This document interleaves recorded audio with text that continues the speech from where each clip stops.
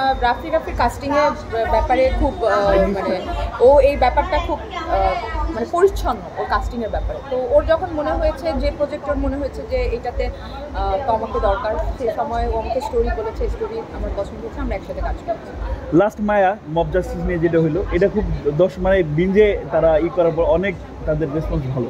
তো এখন তো সিনেমা ঘরের সামনে আসতেছে, ঈদ আসতেছে, তো ঈদের যে প্রজেক্টটা সেটার কি অবস্থা? কাজ চলতেছে। আমি আসলে সবসময় যেটা চেষ্টা করি সেটা হলো যে প্রপারভাবে ঘোষণা দেওয়ার চেষ্টা করি, মানে হুটহাট নিজে বলতে চেষ্টা করি না।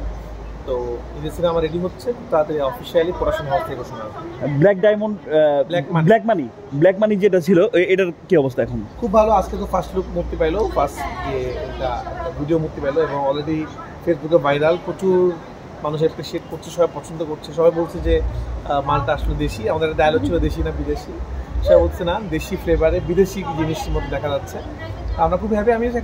আমি আমার কাস্টিং নিয়ে সবসময় সিরিয়াস থাকি। বিষয়টা এরকম না যে আমিও অনেকদিন তোমাকে সাথে কাজ করেছি, তোমাও কাজ করছে সামনে। তোমার একজন ভালো অভিনেত্রী, আমি একজন ডিরেক্টর। যেই কাজের সাথে অন্য মনে হবে সেই কাজে তো আমার পারফেক্ট, সেই কাজে অবশ্যই তোমার কাজ করবে। যে কাজে মনে হবে অন্য কেউ পারফেক্ট, সেই কাজে অন্য কেউ।